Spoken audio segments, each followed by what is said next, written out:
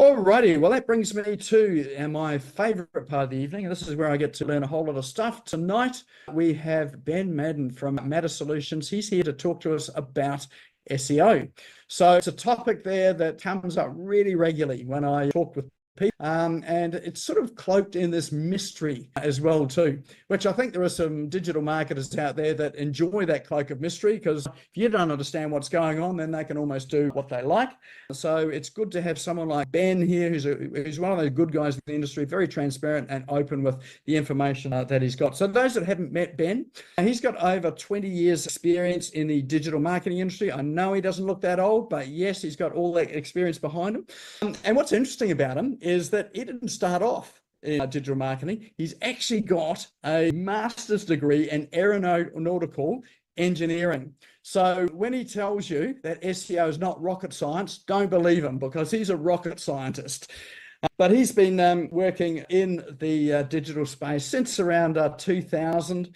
And an interesting fact about him is he launched one of the UK's first e-commerce platforms for artwork. So that was back in 2005, for those of you that remember back then. He moved to Australia in 2006, was just in time to catch the global financial crisis, so he was able to enjoy that here rather than over in the UK. But that didn't stop him, setting up business, expanding his business. And one of the things that he did do, and this is where Ben and I first met, was he ran the largest web designers meetup in Brisbane. So there were regularly, 200, sometimes 300 people, I think, on that list there. But, there's generally sort of 100 or so or more people that would turn up to that meetup. So it was one of the more popular meetups in that digital space. So he's got some fame and notoriety sort of around him for organising that as well too. But he does host free digital events in Brisbane and Sydney. He donates the proceeds to charity, and he's also involved in some innovative projects like an SEO audit tool, and there's a WP Guard, which is a WordPress security app, which he's just launching as well too. So he's got his hands in all sorts of things, but he is a digital master. He really does understand SEO and digital space. And he's here tonight to talk to us about mastering SEO, 3 keys every business should know to get found online. So let's put your hands together. Welcome to the stage, Ben Madden. Thank you, Nick. Thanks, everybody. Hello.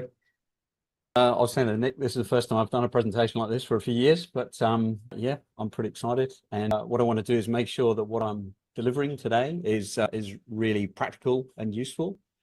So what I'm going to do, I'm just going to get into my presentation mode and share. Can you see the screen yet, Nick? Oh.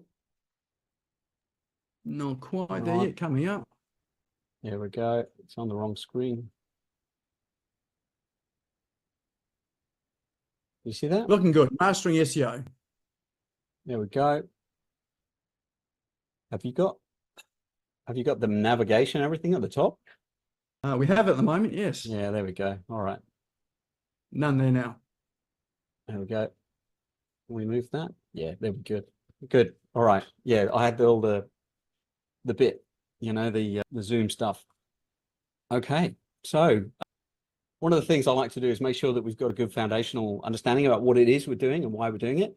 So I like to think about simple models, real simple kind of understanding. And the reason we'll be doing this is that when we get our hands dirty in the practical side of the presentation, that it's going to make sense. So I'm going to talk to you about the SEO triangle that we talk about, just like the fire triangle. And if you're familiar with the fire triangle, then you're probably in Scouts like me. And you understand that if you want something to burn, you need fuel, heat, and oxygen. And if you want something to rank in Google, you need keywords, well, content with the keywords, and you need to have some links. And actually, as a foundation, you need to have a good user experience. So if your website's kind of repellent, so horrible color background, or you don't say the right thing, or it's super slow, then Google detects that very quickly and you can't rank. So these things, they're just like the fire triangle. And really what I want to do is think about the objective of each and every website that we work with. And that's very often leads. So I work with mostly businesses that just want the phone to ring or a form to be filled in, or get an email. Either way, it's just a lead. We do have a couple of clients that do e-commerce, and of course, in their case, it's a sale. But either way, we think of the website as the most basic framework that we can think of, like a box. And this is probably not what you want to expect from somebody who's done web design for 20 years. Like, I don't design websites. Other people do this. And a web designer would probably look at this and say, hey, that's ugly. Yeah, it is, but it doesn't matter. All it is a visual model to understand that we've got visitors coming in and leads coming out. And the measure of a successful website is that it does that at a high rate. Now, why am I telling you about this when we're doing SEO? Well, because I want to help you find visitors that want to come through your website so that they are keen and they have the right keywords in their search, mean that they've got the right intent in their mind. And we're going to hit that a lot when we're talking about today, talk about intent. They've got the right intent in their mind. That means that they want to buy your service from you. And how they get to you doesn't really matter. Adverts, SEO, social, I want them to be the right people.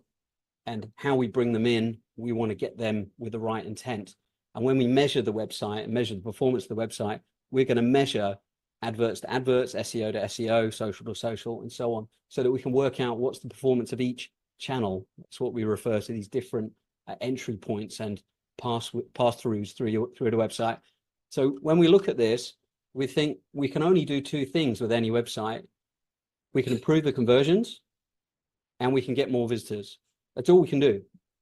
Now, you could redesign the website, you can make the buttons bigger, you can make the text better, you can do all sorts of things, a huge myriad of things. But as an SEO presentation, what I want to do is talk to you about getting the right visitors in the first place.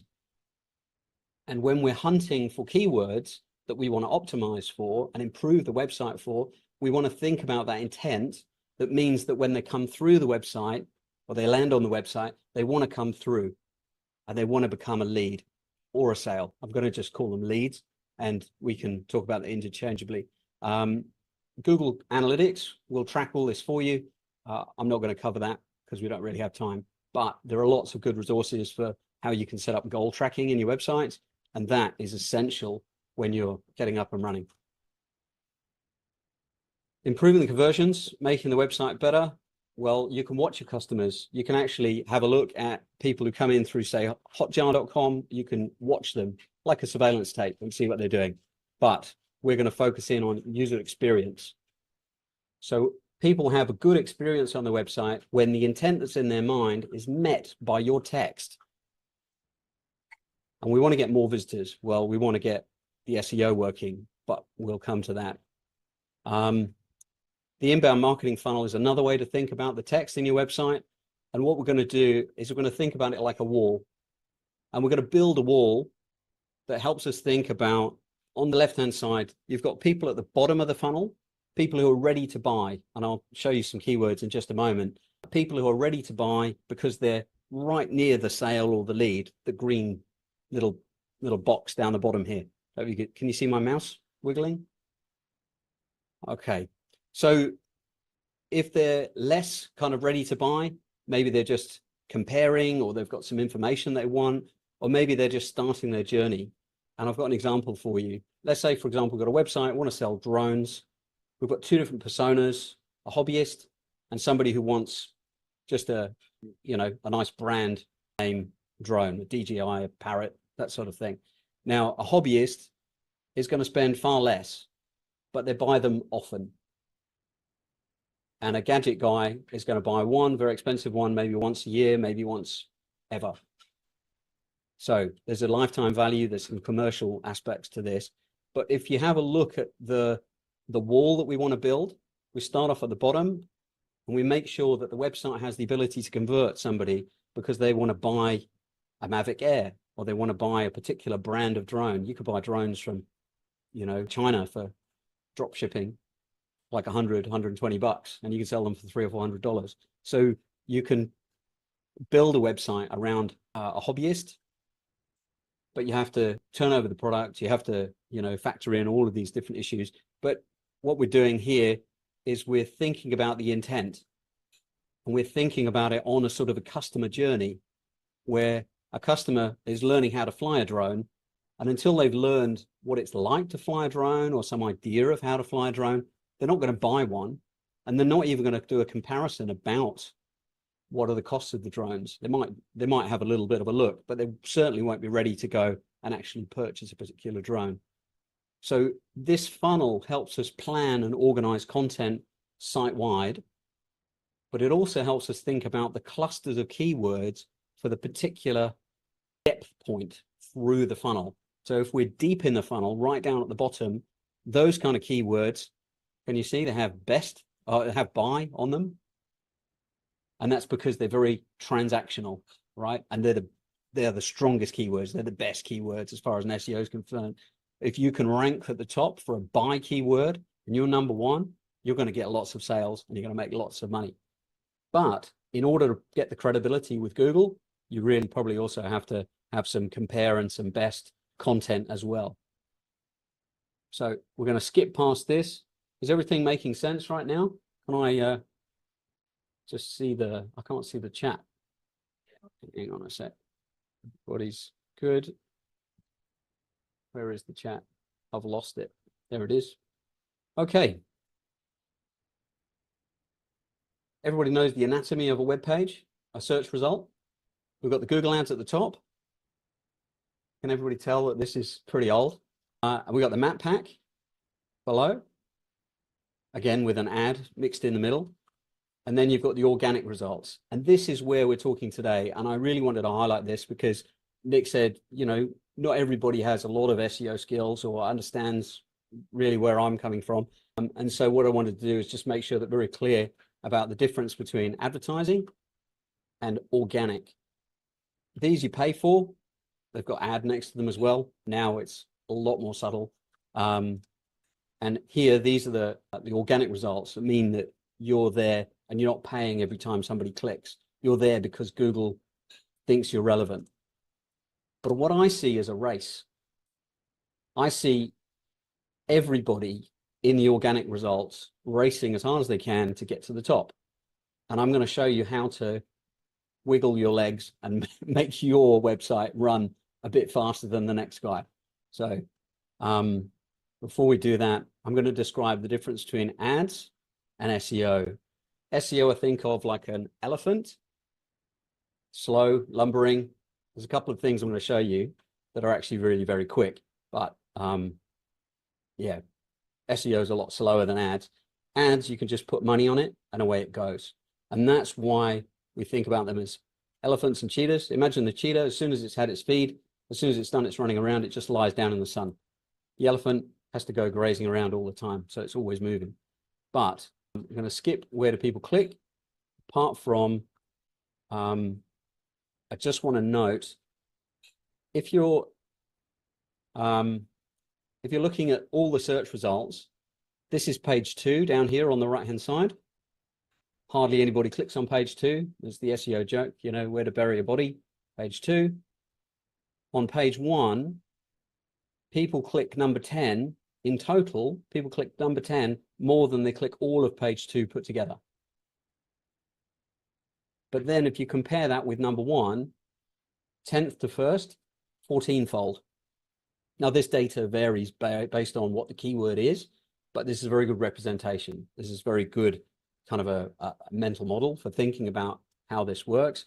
And if we think just going from bottom of page 1/10 to 5th, that's a 60% improvement. And if you can go from 5th to 1st, that's 8-fold. Yep. It's not always going to be the case, but 2nd to 1st, 3.5 times. If you could double your business by moving 2 centimeters, would you? You know, that's really the question. And so really the thing this has always told me, and this graph is actually extremely old, it's about focus. Finding one really good keyword and getting it right to the very top is extremely beneficial. Because if you've got 10 keywords that you're 10th for, and you're sort of managing all of them and you're popping in and out of page 1 versus one keyword that really sits solidly on page 1 and a few stragglers, that one keyword on page 1 at number 1, that can deliver more traffic And if it's the right keyword, remember the website is a box, if it can travel, the visitor can travel right through your website and become a customer, that commercially is significantly more valuable, massively more valuable to you and your business. So as a recap, we've learned a little bit about goals. We've learned about changes we can make. We can look at the conversions. We can go and earn some traffic, which we've got to get to with SEO. Ads are like cheetahs, SEO like elephants. We've got to focus effort on keywords, and the customer journey needs to be thought about. And when we create content, we need to think about the customer journey as well. Like, what buying stage are these people in? Are they ready to part with the money, or are they trying to learn how to fly a drone? Are they just discovering? So how do you get to the top? Well, before we work out what to get to the top, how to get to the top, we want to know which keyword, because some keywords are very easy and some of them are very hard. And this is the trade-off, where we want to find the pot of gold, or the heart of gold here. We want to find the keyword that has really low competition, the one that has lots and lots of visitors, and that they're the right ones, because it has lots of value to your business. And now you can think back to that drone example of people who buy drones on a regular basis versus people who buy one drone and that's it for the rest of their life. It may well be more valuable to look after the smaller repeat buyers, but that's your business decision. And then using that strategic business decision to then decide, okay, which content are we going to create? What are we going to go after? I mean, ideally, you might go after both, but which one are you going to do first? There's always a trade-off. And now here we've got, I've called it Freebie City, and that's where there's lots of competition, but it's not valuable to you. And that is a very valuable thing to do. If you go to the Madden Solutions website, you'll find there's actually a freebies drop down. There's lots of free stuff on our website where people can DIY, they can go to our YouTube channel, they can read and they can look and they can watch videos and they can learn SEO for themselves. And that's really valuable, because when they're ready, we're there. And they transition from being somebody who just wants the free information through to somebody who wants much more. And that's really why we do the workshops, why we do all sorts of free stuff. The super competitive stuff, I wouldn't go after that, and I'll show you why. There's another picture of the elephant coming up. And then the ghost town. That's the kind of, low competition, great value if people search for it, but there's not many people there. And I've had a bit of a look at stuff for Daniel when you were talking about your urban buyer, the buyer's agent. Yeah, a little bit like that in your market. There's not many people searching. Competition isn't fierce, but the low amount of people there, it's a little bit like a ghost town. So yeah, well, actually, if it's all right with you, I'd like to talk about that. Yeah, no problem. So the curves and keywords, I'm going to talk about how keywords kind of build up and how I see them. And that's very much related to that Venn diagram of where the sweet spot is in the middle. And so if we think about a particular journey, if I just need a plumber, I search for plumber. Yeah, but I don't, because years ago people did, and they realized you're just getting all the plumbers from all over Brisbane, or actually all over Australia. So there's lots of traffic because a lot of people are searching, but there's no real commercial value because you're competing with every plumber in Australia and there's not much relevance. Do you do hot water systems? Do you do drains? What do you do? There's taps, do you do the little emergency things?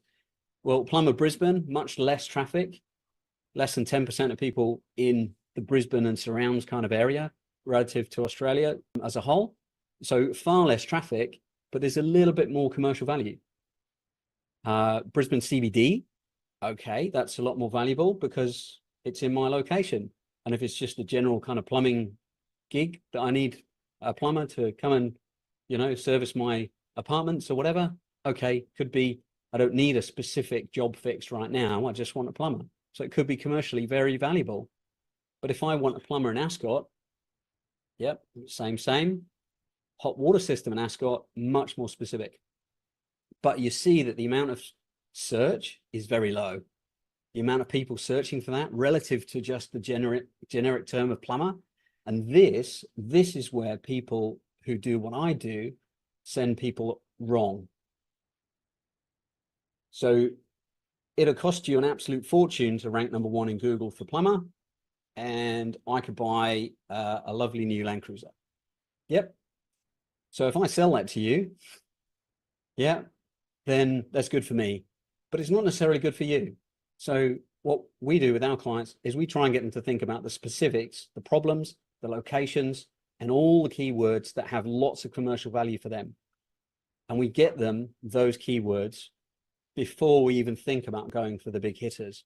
And we do that because there's a sweet spot there in the mid. You can advertise to hunt in there. So that's the Google Ads thing.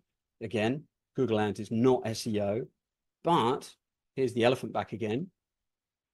You can put the cheetah in here doing the advertising and hunting and trying to find which keywords are the good ones, because it isn't always obvious. You can make assumptions about what people have got in their head when they search, but it isn't always obvious what they actually need and what they actually want. So here with the SEO, I clicked on the elephant and it's flipped. So the SEO, the elephant is over here. Let's say you're just starting out on your SEO journey. You don't really have a strong website, and I'll explain what that means in just a moment. You need to start where the competition is low, over on the far right-hand side. And then as your website gets stronger and stronger, the elephant effectively moves to the left, and you can get closer and closer and closer to the strong keywords. Now, I'll give you an example. I won't give the name of the business, but they came to us and they were spending between $12,000 and $15,000 a month on their Google Ads. And I worked out that for about $80,000, I could get his entire website ranking SEO-wise in the same space. So effectively taking the elephant from where it is right now and moving it into the sweet spot over on the left. And it took us about 12 months to do that, and a little bit of lag, rebuild the website. 18 months later, they had about twice as much traffic from ranking well for the same things that they were spending $15,000 a month on, right? And they could literally stop on a dime once they're ranked, and they would drift slowly back to the right because everybody else is moving to the left as well. Actually, as people improve their websites and everybody's website gets stronger, everybody's moving from right to left. So there are some markets where you have to be the one that moves from right to left faster than everybody else. But in their market, they didn't have to do an awful lot. So once we got there, they could actually take a few months off, put some money in the bank, they franchised the business, and there's a whole load of things happened. But very interesting kind of situation where they were able to replace about $200,000 a year with $80,000 worth of SEO. So $200,000 worth of ads every year forever with $80,000 one-off. Well, over 12 months. So it's quite significant. So links, what is the SEO that they paid 80 grand for? Well, there's a lot of on-site stuff, which we're going to look at, but the links is actually where it really hit their budget. And in here, a link between one website and another looks like this. We have a little bit of code, we have a bit of clickable text, and this clickable text, SEOs like me, we call this anchor text, right? A stands for anchor here in the code. And all you need to know is that this is very important. Like, we're going to cover this again in a bit. Now, I told Nick that I was going to mention this. So Google has this algorithm that calculates the value of every page based on all the links that link between one website and another. And back in 2001, there were 1.1 billion web pages on the internet that they were indexing. And I know that because I ranked #2 in London for London web design. And I was absolutely flat out. Like, the phone was ringing off the hook. This is before, people really started using the internet a lot, but it was busy. And I learned a bit about PageRank. I learned a bit about how to build links, and away we go. We were doing SEO before SEO was even called SEO. But back then, or actually before that, there was a document. It's very good. I've actually linked to it from an article that goes in companion with this. Google was called Backrub before they called it Google, right? And they worked out that there was going to be so much data, so many calculations, they were going to need one with 100 zeros behind it. And that is a Google, G-O-O-G-O-L. And the guy they sent to go and register the domain names spelled it wrong. And that's why Google is called Google. There we go, skipping on. So remember the search, the SEO triangle? So these are the 3 strategies. Yeah, mastering SEO, the 3 key strategies. Well, we're going to fix these 3 things when we look at any particular web page. We grab hold of a web page and we say, what's the foundation of this pyramid look like, or this triangle? Can I visit this web page and not scream at the screen, yeah, say that 10 times fast, and not throw my keyboard on the floor? You know, if it's desperately slow, you've got a problem. We've got to fix that. Yep. Well, does it have the keywords in the page? If I've typed in that I'm looking for a buyer's agent, does the headline at the top of the page say, we're the funky crew who can help you with all your needs? No, it should say, we're buyer's agents. There you go. And it's just that straightforward sometimes. And the links, that's the next, the next thing. Hang on, where is that? Sorry, everybody. I moved the slides around.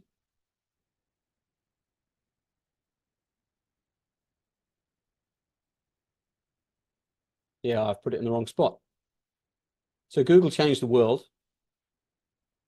and they did it by fixing a problem. Does anybody know how search engines worked before Google came along? Anybody remember Alta Vista or anything like that? It was terrible, actually. It was really bad. So a lot of it was alphabetical. So Yahoo Directory was very popular, alphabetical. And you end up with the same problem that the Yellow Pages had, which is AAA, 4A, 5A, 10A, 18A plumbers, you know, those guys. And so what Google did is they used this back rub algorithm to say 2 things. Well, firstly, they said, don't be evil. And then they said, what other people say about you is more important than what you say about yourself. And that's true in real life too. If other people say that you're good, that's more valuable than if you say you're good.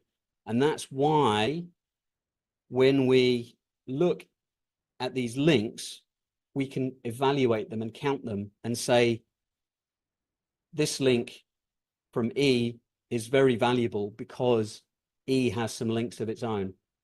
So that graph of the colored circles that I showed you earlier, getting links from a website that ranks well is far more valuable than just getting links from some unknown. Okay. So what I'm going to do now, I'll put that in the wrong spot. I'm going to go and I'm going to have a look at Google Search Console. And remember, this is the trade-off we're looking for. We want keywords that are high value and low competition, and that have lots and lots of visitors. So there are a bunch of tools that we can use, but the best one is actually Google Search Console. And I've made a video, and I'm going to link it to the notes that go with this. It's a 2.5-minute video showing you how to connect a WordPress website straight to Google Search Console. And then what I'm going to do, I have,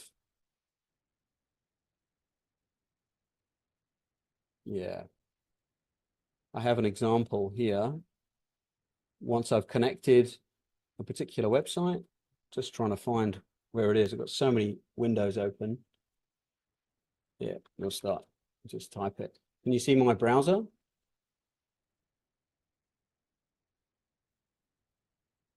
So Nick kindly let me smash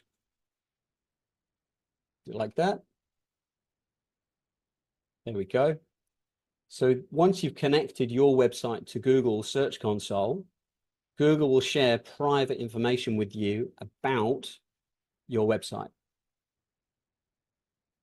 Now, this information is kind of invaluable. What it does, it has this performance report.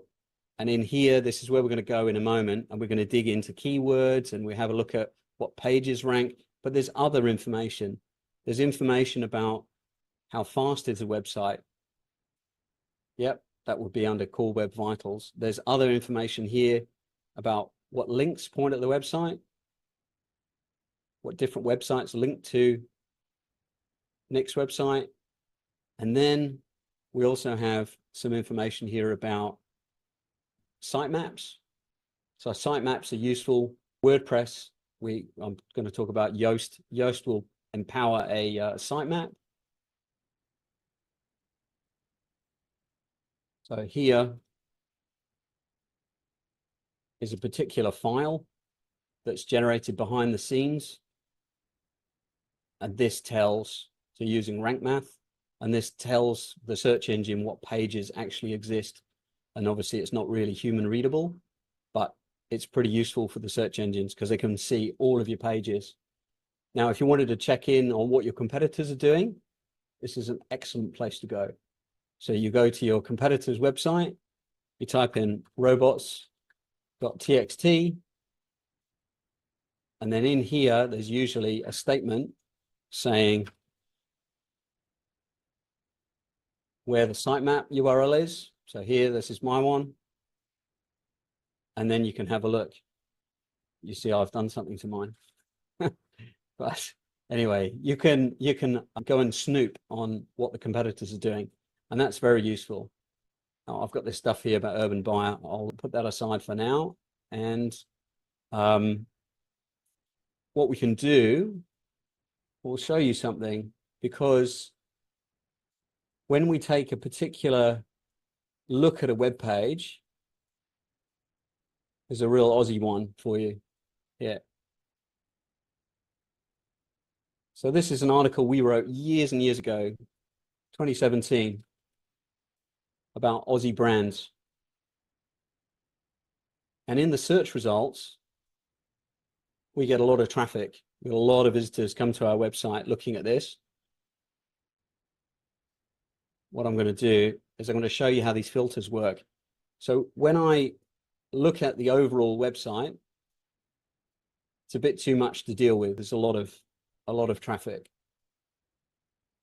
What I'm going to do is say, show me the web pages that are only this one. So if there's a particular page on your website you're interested in, you can go and have a look at this page and say, what queries, what are people searching for in the search results? And what you really want to do is have a look at stuff that there's a lot of impressions, maybe get rid of the clicks, and you don't really rank that well. Yep. So this is a difference, right? Comparing one with another. We just get rid of the comparison. Just show you 3 months of data. Nope, I didn't do that right. 3 months of data. So over the last 3 months, this web page has ranked for all these different terms. But what I can do when I look at this page, yep, this is the page here. Some nice Aussie brands in here. What I can do is I can find something that doesn't rank near the top. Remember what I said about moving from position 10 to position 5? Yeah, that's a 60% increase. If we go from position 5 to position 1, what we want to do is have a look at the ones that get a decent amount of search. You see this one? We're 5th. Famous Australian brands. That keyword there, if I go to this page and I press Control F, search for that, okay, it's in the page 5 times. Do you think I could squeeze it in a bit more? No, probably not. Yeah. But it's been put there deliberately because we want to rank for that term. Okay. If there's something else that nearly ranks, but it's outside the top 10, I want to find something that has a lot of search on it. Famous Australian companies. No, that's only a few hundred. Yeah, There's nothing else, no other really good candidates. But let me show you what we did. So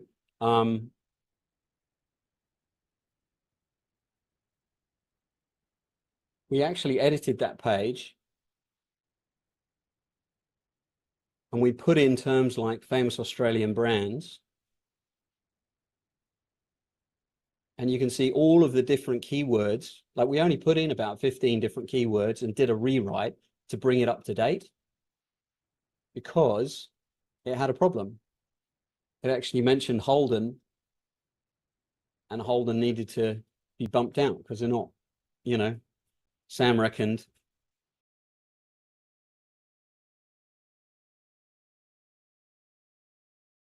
that they should be kicked out of the top 10 because they don't even have a factory here anymore, right? So what we did here, I'll try and make that a bit bigger, is since the end of May, so this is a 3-month comparison, we were able to lift the rankings on a huge amount of terms just by making some edits. And I don't know if you can notice this, but we noticed there's a South American or a Spanish phrase, Marcus Australianus. And then that was Sam's challenge when I got Sam to do this edit. How are you going to get that in the page? And he did. He put it in. There you go. He put it in. So we then going to increase the ranking for that as well. But what we'll do is we'll keep an eye on this. And the best way to do this is actually to take a look at your website and try and find what it is that that does and doesn't rank. Here, let me show you one that happened really fast. We have quite a bit of content explaining how to do things. There's one here about Google Ads, how to turn off search partners. A lot of people were finding this page, but we discovered that the rankings for this page were going down. And that happens over time. It's out of date. And when humans find the page and it's not quite relevant and the screenshots are out of date, they leave. And that behavior, that user experience behavior of people visiting the page and then leaving, that's detected by Google. And on their end, they see it as what they call dwell time. On your website, you see it as something called bounce rate. And for years, Google would sort of tongue-in-cheek say, oh, we don't use bounce rate as a ranking metric. And technically that's true. They use what you can infer as being the inverse of the bounce rate, the opposite side. So what Google sees is people going into your website and leaving. What you see is people coming in and going. So you see bounce rate and they see dwell time. It's the same metric essentially, but their cheeky kind of response has always been, we don't use bounce rate. Well, no, you don't, but you use dwell time and we know it. And the Google leak recently revealed that. And so we knew that things were going wrong because Google Analytics was telling us the bounce rate was a bit high on this page. And what Sam did was rewrote this page with some keywords that we'd found.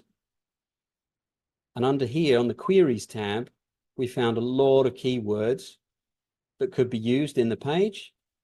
And when we found these keywords, we sorted them by the impressions. And we also looked through it to make sure they made sense to us. If people want a free AdWords manager, we don't want to use a keyword like that. Yeah, because there's no commercial value to us. But if somebody just wants to learn something like turning off the display partners, that's exactly what we want. And we updated all the screenshots, we changed everything, we put the keywords in, put a nice call to action at the bottom, and a solid kind of statement about what we can do for you if you need help from us. And we've already generated leads out of this, and it's hardly got any traffic so far, but it's got more traffic now than it has than it did previously. So the clicks are up 25%, the impressions are up 19%. And what was nice was that we did the edits on the 26th of June, and we were number 3 in Google on the 4th of July. And now here today, when I checked it, we were actually number 1. But we're not just number 1. You can't see that. Hang on a second. So that was the long query, how to turn off Google search partners. That's frustrating. Here, I'll show you my screenshot from earlier. We were number 1 earlier, and we were above Google, which is a bit of a win. Yep. So looking out for what's in the search results, that's really important, because people are asking these questions, and that reveals the intent. Remember, I said that what people search for in Google is really, it's not just the end of the story, right? Don't just use the words because it's there. We need to think about what it is that they've got in their head, and what are they trying to achieve. And so when I did some digging a little while ago, I realized that there was nothing on our website. I'm going to get rid of this. So this is the raw data for the whole of Maden Solutions. And I'm going to take away the comparison. And when you connect up to Search Console, I just recommend playing around in here. And what we discovered was that whilst we rank for a lot of terms that have SEO in them, none of them had technical. And I'm quite a technical SEO. I do a lot of work where I fix problems with websites. You can see how the amount of impressions is going up because we've revamped the whole website. So we had a penalty because we were playing too close to the wind a few years ago, and that penalty's lifted now, and we've merged all of our domains together. So we had 3 different domain names, 3 different websites, all merged back together, and we didn't have anything technical in the website. So what I did was I went out and I did some research in our data, and what I found was that we didn't have anything to do with technical. So I added a page. But before I added this page, can you see this? This technical SEO page? Before I added this page, we actually had other articles that did have little mentions of technical SEO. And what's really valuable about this is that Google knows that this page, I'm going to visit it, Google knows that this page is actually about technical SEO, 6 technical SEO strategies anyone can do. Now, this isn't the kind of page I want somebody to come to buy a service from us. Yep. I could try and get this ranking, and because it's got a long history, it may well rank. But the problem with the page being like this as a blog post, somebody who searches in Google, I need a technical SEO in Brisbane, they look at it and it's like, it's just 6 technical SEO strategies. No, I want to hire an SEO who can do technical stuff for me. So it doesn't meet what I want. So we started from scratch and built a whole new page. And so you can decide to either edit an existing piece of content, like if you can fit something in, or you can create a new page. So that example where I looked at that Australia's famous logos, we couldn't fit more mentions of that brand, of that term in there. If we really wanted another page about, if we really wanted to rank for the logos thing and we couldn't get higher with that article, we'd make a new page. So here we made a new page about technical SEO. I asked a particular tool, this tool in fact, called Surfer SEO, what would it recommend that I put on the page? So I've used it to vacuum up all of the content from Daniel's website. There you go. And what this does is this then makes suggestions. Can you see this over on the right-hand side? It uses keyword information and it uses the text from your website to tell you, well, if you want to rank for Queensland buyer's agent, you've got a 38 out of 100 skill on this. What you should do is use the term Queensland buyer's agent a few more times. So here, Queensland buyer's agent. If I edit that, that'll go green. Yep, because that's a better term than the one that was there.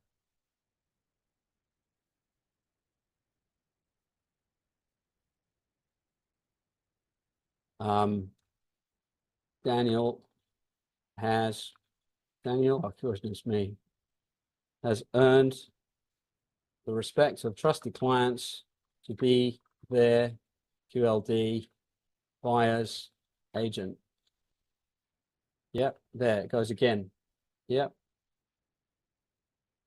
So all of these terms, as you write it, it'll then go green and green and green, and the score goes up and up and up and up. And that's essentially what we did there with this page. And you can see it's quite a rich page, but it's also written from the perspective of what do they want? What's their intent? How do they buy our service, for example? And you see there's a lot to it. It's a big, long page. And then once they go through this page, there's calls to action. So they know that we want them to get in touch with us. Then we can track it. And that's what this initial kind of link was. I'm tracking how many visits we get. And if you look at the performance of this, that's just this particularly one page, and I take away the search, queries, and have a look at the keywords, we're now getting lots of impressions, still no clicks, none at all. But you can see they're going up, and the ranking positions, they're sort of averaging out, still a bit flat.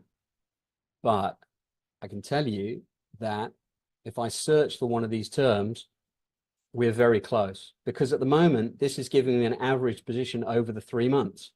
If I actually look at it just over the last 7 days, our rankings for some of the terms are right up there.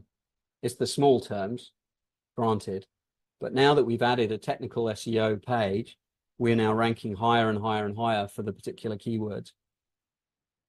And so we'll start to earn clicks. Like a few of the terms, we're already on page 1. And for us, a technical SEO gig can lead to link building, audits, all sorts of other kind of bits of work. So lifetime value as a customer is tremendously valuable. Just one lead can be tens of thousands of dollars. So it's worth finding those right keywords and digging in. So I've got some slides here about how to do the connections and how I do the sort of process. I've got a template as well. So this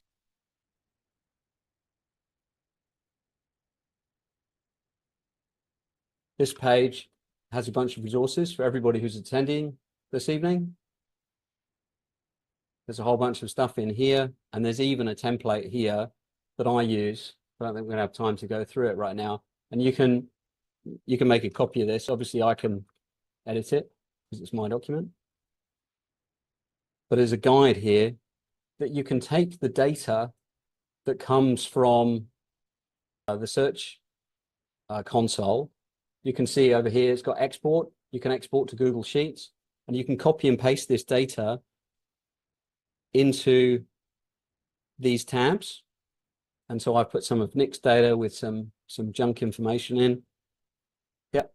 And what you can do is you can get yourself a summary of how your website's performing, because what you'll do is you'll find that there are a few pages that are doing really well, and there are a few keywords that are doing really well, and there will be some that don't do terribly well.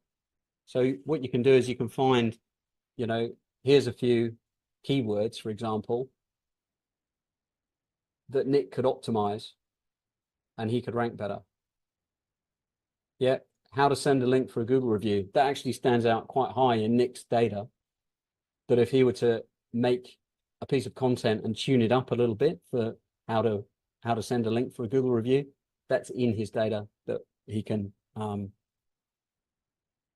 to share a link. Can you see it's there over and over again? Yeah.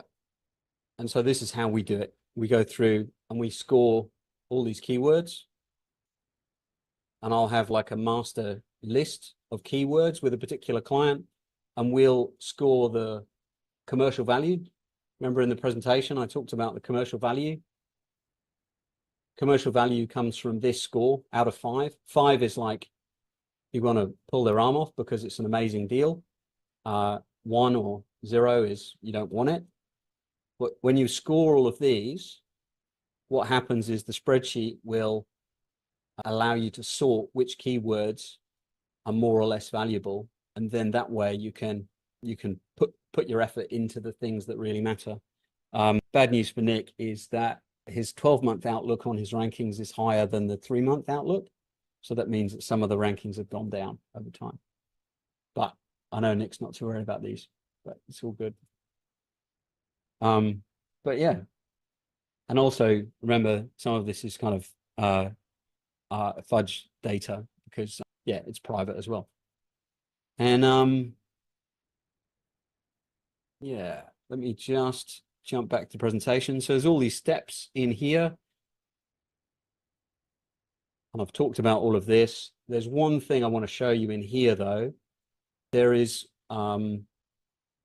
are there any programmers here familiar with the term of regular expression? So a regular expression is where you can put in a query. I can put in brackets and I can say, show me any keywords with brand or logo or design, and then put a bracket around it. And that means queries containing brand or logo or design. That's all that means. It's just or. Hang on, I've got to choose query, regular expression, matches. There we go. And now it will come up with all those terms. There's 280 of them here on our website. But it means that you can really dig very deeply into the particular keywords that you've got, and then you can export the raw kind of data. And when you've got this raw data exported out, comes out like this. I like this spreadsheet, even if you don't use the scoring.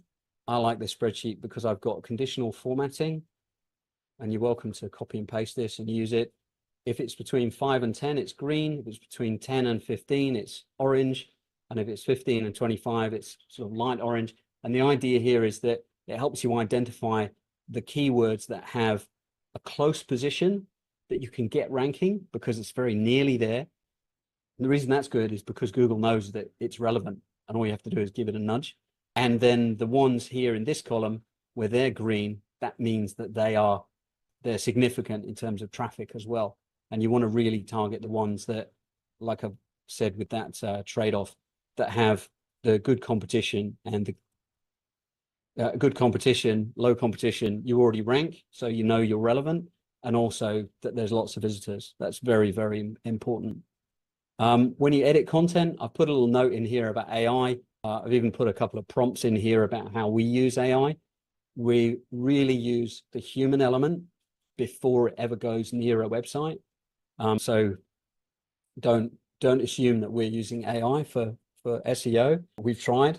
It isn't ideal.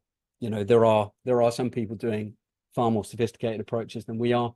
At the moment, we're finding it better just to put a bit of time into taking the AI summaries, if you can see, but this prompt on the left here will generate me 12 to 18 headings.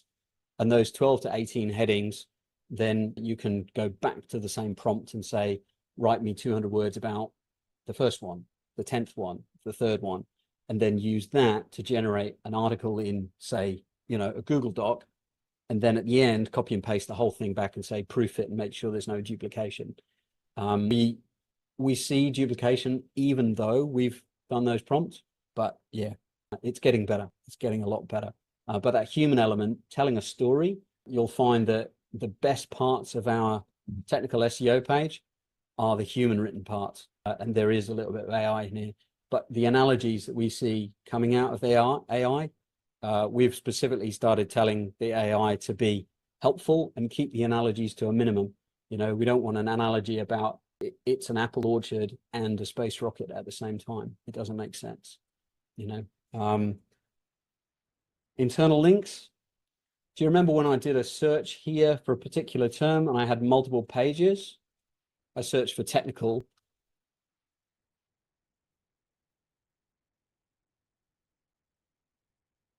And there were 2 pages. What you can do is you can make sure that the lesser page, you see here, position 195, the lesser page, you absolutely want to make sure that it links to the higher page. You see this? Right here in paragraph 1, we are linking this bit of text to the other page. And this is one thing that your average kind of business owner just doesn't know. And, you know, it's my, probably if you only pick one tip out of today, it's that when you edit your website, pretend the menu isn't there. Pretend that you can't press any of these links. Where do you want me to go? And if you want me to go to the technical SEO page, make sure that I can do that and that there's a signpost on the technical, on the link, telling me what that destination page is about, because Google takes this information, and this is, we've known this as SEOs for quite a long time because we've been able to infer it, but the Google leak recently specifically says in code, in black and white, this is how it works. The paragraph of text here about DJI drones, that's valuable. But this clickable link saying buy DJI drone, that will help you rank for that term. That's the most powerful signal you can send internally inside your own website. Now, getting links from other websites with that term, you can get a penalty if you get too many of those. So that's why I put this warning here, do it in your own website. But the whole paragraph and maybe even the whole page, all of that associative text and all the associative meaning about DJI, about drones, that transfers through the link. And that signals that the other page is more or less valuable for that keyword. Okay. So when Daniel is editing your pages, so you edit your homepage to make it about Queensland buyer's agent, because that's the term. When you're talking about Queensland buying agent in the text of another page, somewhere in the text, put Queensland buyer's agent and have that click. So here, maybe not, let's go social. Let's just go to your about page. Here, somewhere here, say you're a Queensland buyer's agent, and that click goes to your homepage because that's the one you want to rank for Queensland buyer's agent. Does that make sense?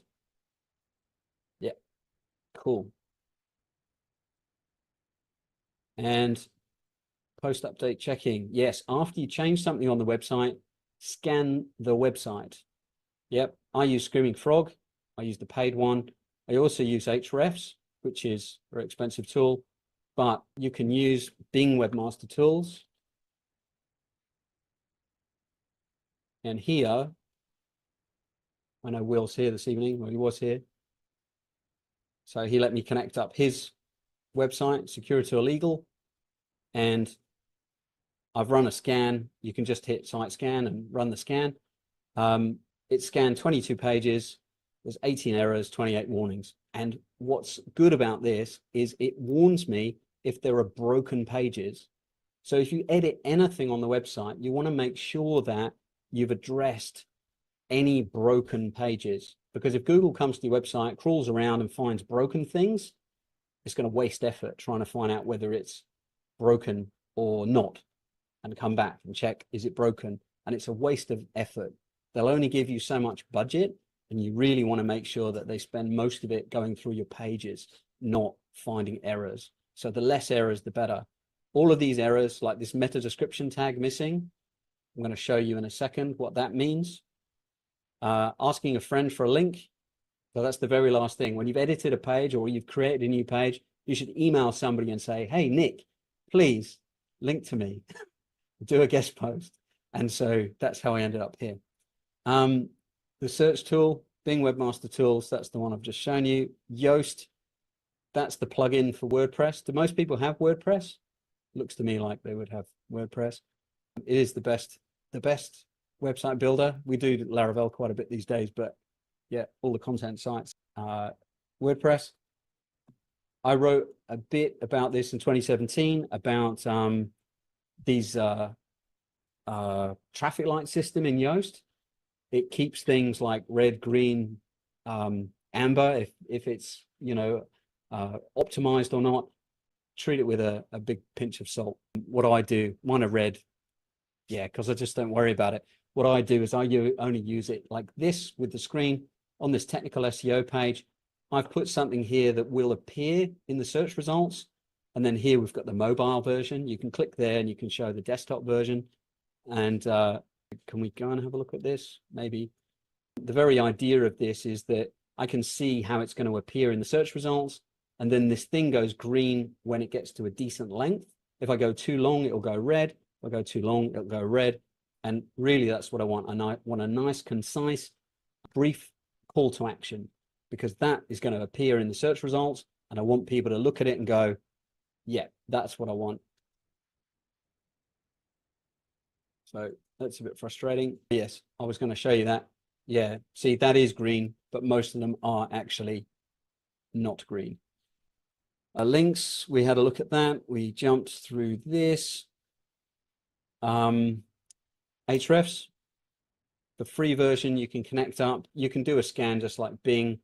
I don't know if it's really worth it. I think the Bing one's probably just as good. I ran a scan on a particular website as a test for this because I realized that $300 a month for Hrefs is quite expensive. The free one's pretty good. I don't know if you can see all of these issues it's highlighted. They're probably clearer to understand than the Bing one.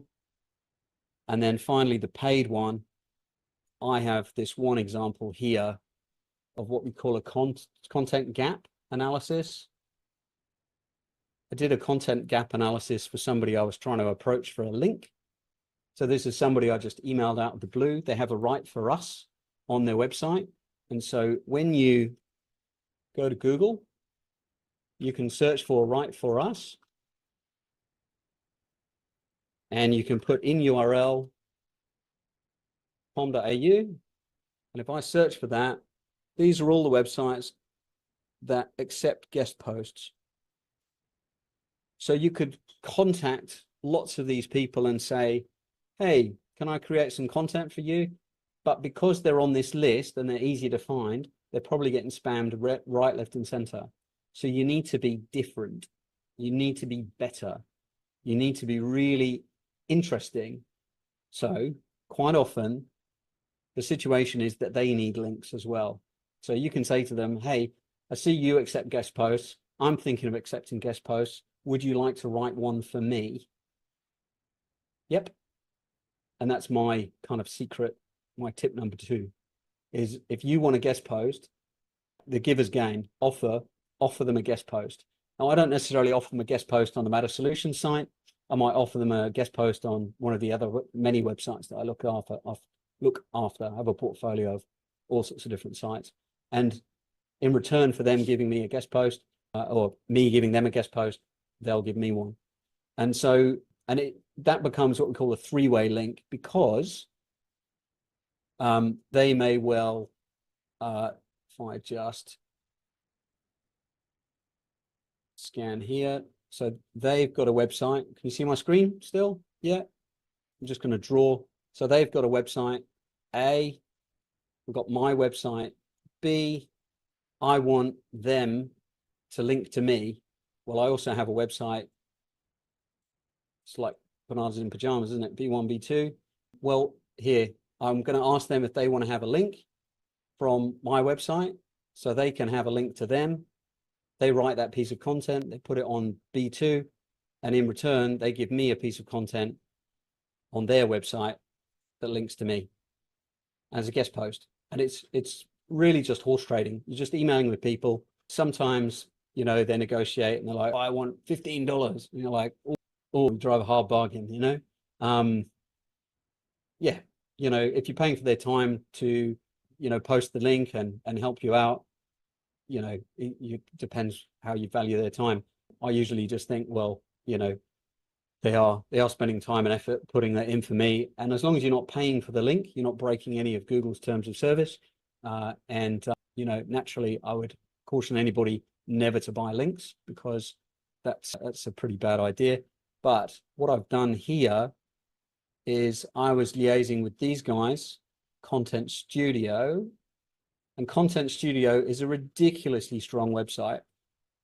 And so what I did is I got a response back that was rather like a bot, just said, we only deal with strong websites, go away.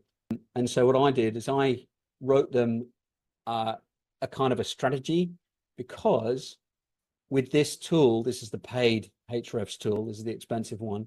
What I did is I used the competitive analysis to compare them against their competition to try and find out what they don't rank for versus what their competitors rank for.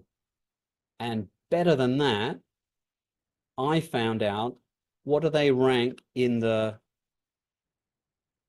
sweet spot, you know, the nearly ranking, like we're doing for your website when we look at Google Search Console. In this case, we found that, well, I found there's a whole bunch of stuff that these guys just need a little nudge and they would rank really well for keywords with huge amounts of traffic, huge.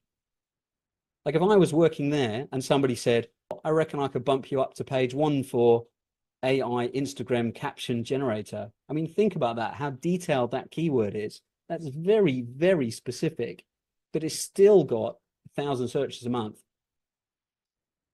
That's really valuable. And if we can just bump it up 3 positions, they're going to get actually get some traffic out of that.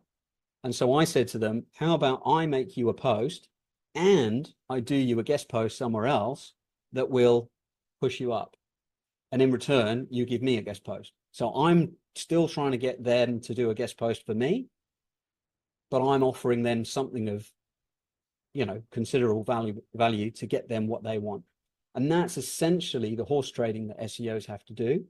And that's the, you know, that's the day in, day out of being an SEO. Firstly, you've got the technical side of things, making sure the website's not broken, working with the content, making sure the keywords are present and they say the thing the right number of times, because Google is effectively just a counting machine when it comes to page analysis like this. And there's a couple of very, very exciting kind of case studies. There was a guy, he did a website called Rhinoplasty Plano, and he proved that Google was just a counting machine, and he upset a lot of Googlers very badly a couple of years ago. His name's Carl Ruth. And yeah, if you can do the analysis, you can get past a lot of the smoke screens and the BS from the SEO world. Essentially what you want to do is find the keyword opportunities by trading off impressions with being nearly ranking. And my big kind of tip to you, particularly this audience, would be, I think some of you might not even see any data in your Search Console. Will, can you give me a nod if you're all right with me showing something in yours? Yeah, thank you.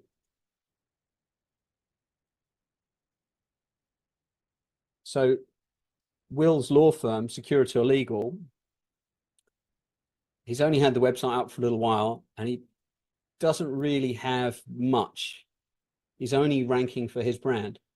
Now, in this case, you'd kind of say, well, where do I start? You know, Ben's strategy of downloading the data to search from Search Console and putting it in a spreadsheet and then processing it. Well, there is no data. Like, we've got the brand name and that's it. Like, where are we going to go with this? Well, what you can do is you can just say the website itself just needs building out. And then in this case, you could say, well, Will is a will and estates planning lawyer. Is that right, Will? Is that the best way to describe it? Yep. Estate planning. Now, if I search in Google, wills and estate lawyers, Brisbane, you see it's already suggesting. Can you see? Can you see that? That it's suggesting? The secret here is I'm just not pressing enter. So Brisbane is at the top because it knows I'm in Brisbane. wills, lawyer near me, will, lawyers, wills and estates, lawyers, Brisbane. There is that's the term. That's what people are searching for.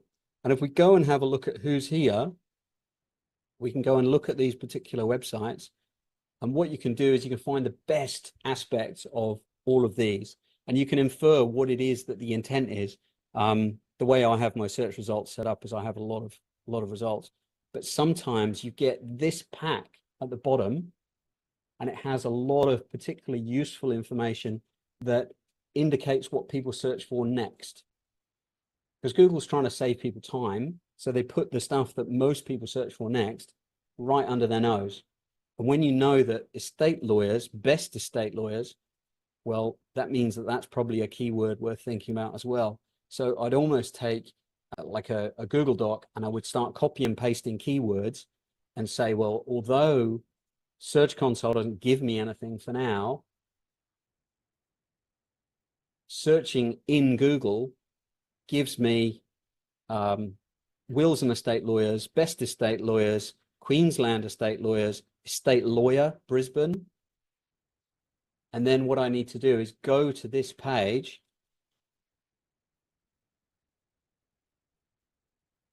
It's beeping in my ear because estate lawyer Brisbane isn't mentioned anywhere.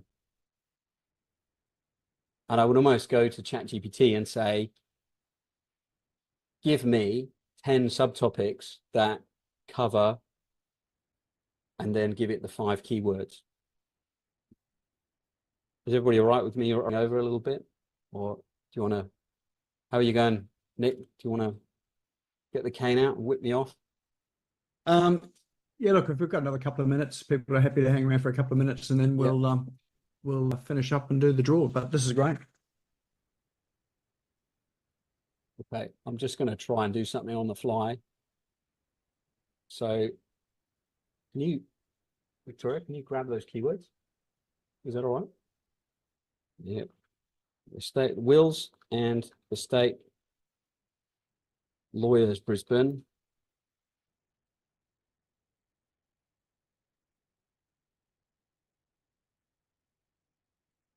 Imagine you are an expert copywriter. Generate 18 subheadings for a landing page explaining the services of and the professional delivery of these services. Oh, it's terrible. Yeah. Okay, I would probably add best to some of these, and I would throw out probably half of them. But once you've got these mapped out into a document, you could create a real rich kind of document here that then helps people navigate maybe deeper down into the individual services of enduring power of attorney and, you know, disputes. I know you've got those as other pages, but you've got a broken link there, and there's a few other things going on. So that's what I would do. And if you have a look at the technical SEO page that we did, don't be afraid of adding lots of sections, because there's an or, you know, remember the old, what, Iraq War #1, the shock and awe thing? You know, people look at this and they think, oh my goodness, there's a lot to read here. Well, they don't read it all. All they do is realize, yeah, we've got a lot to say, and the bit that strikes a chord to them will jump out, and the rest of it, no, they'll just get in touch. Yep. So I'm going to share all the slides. I think, Nick, you send those all out, don't you?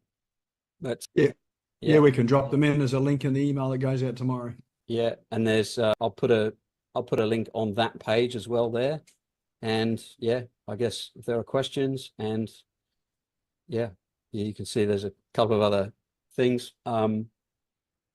We've got a digital workshop with the Pirate Day, but I'll let Nick. Yeah, sorry, questions. Oh, good. Excellent. Well, thanks for that, Ben. That's a fire hose of information, I think, but a really good overview of particularly that sort of Google Search Console and how to really use that. And hopefully, well, I'm sure it's given people some information there to be able to start to dig into it, not to be afraid, really just to explore it. And I think you know your advice about just getting in and having a play is great advice. And I think that digital workshop as well too. We'll send that out in the email tomorrow as well. Maybe drop the link for that into chat so that when people save the chat, then they've got the link to that workshop as well too. So certainly, if you do want to find out more about SEO, it is a very worthwhile day to go to, or the workshop to go to, and I know you've experienced it tonight. You know, so Ben's sort of content that he delivers is very, very detailed and very good information as well too. So give us a thumbs up if you've enjoyed it, and there are some takeaways there for you tonight. So excellent, fabulous. All right, that's just gone to me, Ben. Do you want to shoot it through to everyone? Great, yeah. So it's because I was talking to you. I can grab that and pop it through to everyone. There we go. Done. Excellent. Thank you, everybody. I realize. Fabulous. Excellent. Yeah. Oh, that's awesome. Let's give Ben a huge round of applause there for everything that he shared tonight. So really appreciate you coming in to share your wisdom. And after 5 years of not doing a presentation, I think that was pretty good. Yeah. Thank you very much. Yeah. Look, if anybody wants to get in touch, I'd be happy to help. And yeah, you know, obviously getting a concrete example on one particular website can be really valuable. But yeah, I can even send Daniel, I can send you a link to how to edit this.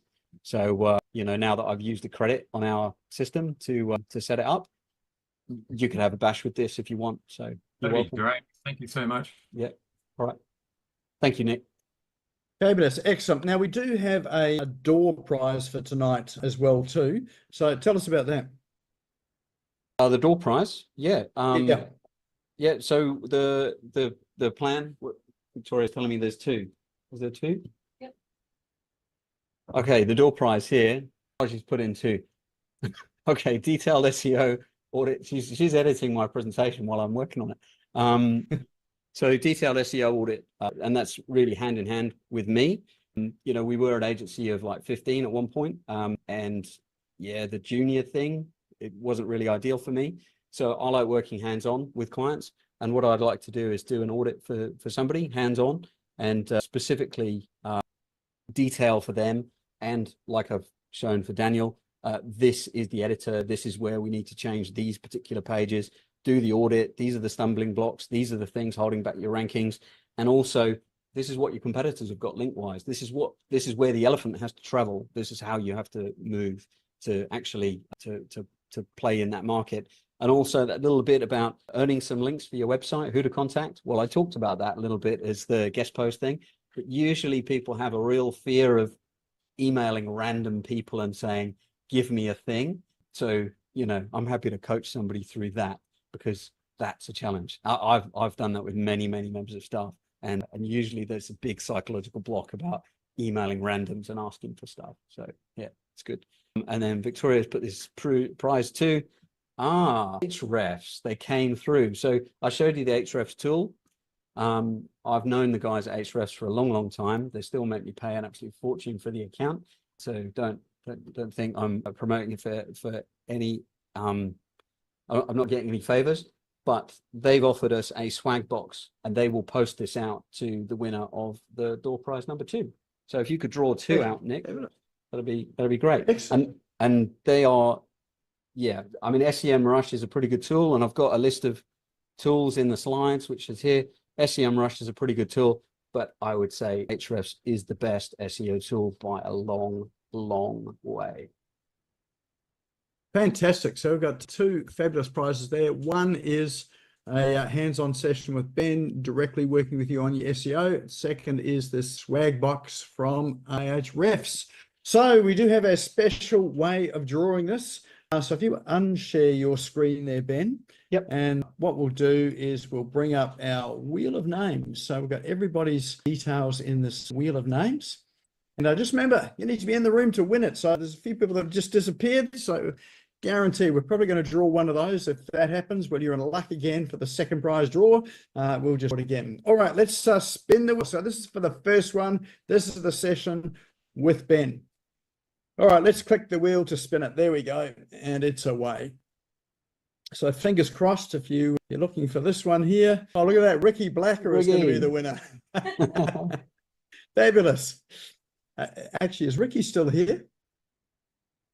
Is he there? Let's have a look through. I was going to say, has he got a website for his band? That'd be pretty cool.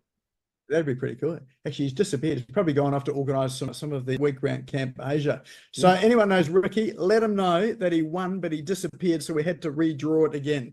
All right, so let's spin the wheel again and see who our second chance winner is.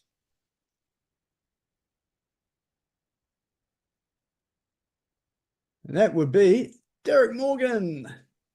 All right. You hear it, Derek? Just unmute yourself. Just let me know.